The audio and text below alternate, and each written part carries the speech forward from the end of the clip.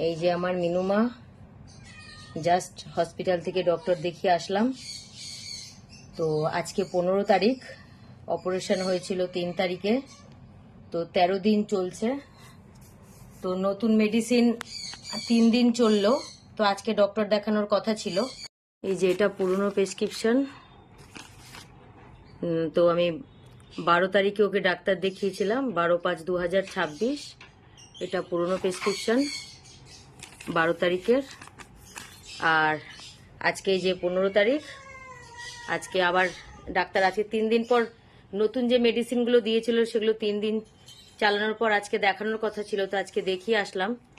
তো যে oral oral বলছি, যে স্লাইন আর যে স্লাইনের সাথে ইঞ্জেকশনগুলো চলছিল সেটাই চলবে এখনো 2 দিন, মানে 3 দিন ছিল, 5 দিন চলবে। তো ও যেহেতু খেতে চাইছে, এটা এটা লিখেছিল ডক্টর, তো এটা একটা কিনেছি। এই যে গ্যাস্ট্রো, এই যে এটা একটা কিনেছি। এটা বলেছে একটু একটু করে ওকে খেতে দিতে, অন্য কোনো খাবার এখন দেওয়া যাবে না। আর এই যে এই অ্যান্টিবায়োটিকগুলো চলছে,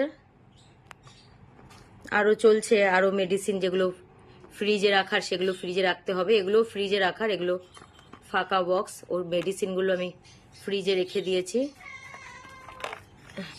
তো আজকে ওর মানে যে অপারেশনের মানে স্টিচটা ছিল সেটা আজকে কাটা হয়েছে হসপিটালেই।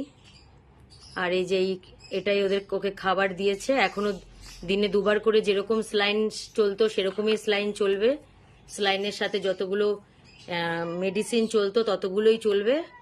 মানে 3 দিন ছিল, সেটাকে আরো 2 দিন করেছে, মানে 5 দিন।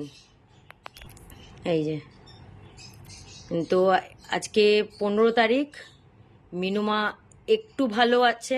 আজকে 15 তারিখ, এই যে 15 তারিখ মিনুমাকে দেখলো ডাক্তার। নাকগুলো একটু সামান্য পিঙ্ক হয়েছে, আর মুখের ভেতরটাও সামান্য একটু পিঙ্ক হয়েছে, মানে একটু ভালো আছে মিনুমা।